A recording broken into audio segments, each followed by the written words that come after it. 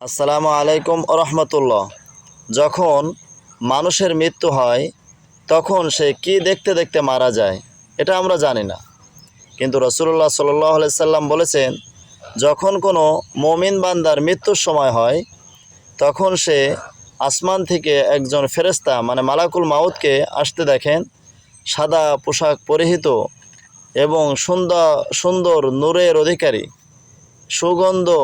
সুগন্ধি ব্যবহারকৃত ব্যক্তি সুন্দরভাবে এসে মুমিন বান্দার কাছে এসে বলে, হে প্রশান্ত আত্মা, তুমি আল্লাহর ক্ষমার দিকে বের হয়ে আসো।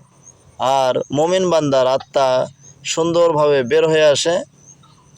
আর যখন একজন কাফের কিংবা মুশরিক কিংবা অমুসলিম কিংবা ঈমান আনে নাই, আল্লাহর মানে ইসলামের উপরে চলে নাই, মুমিন ব্যক্তি না, তার মানে এমনভাবে সে দেখতে থাকে যে আসমান থেকে এমন ভয়ঙ্করকৃত আওয়াজ দিয়ে এমন খারাপ অবস্থায় আসতে থাকে, আর ওই খারাপ ব্যক্তির আত্মাটা ছুটাছুটি করতে থাকে, বের হতে চায় না।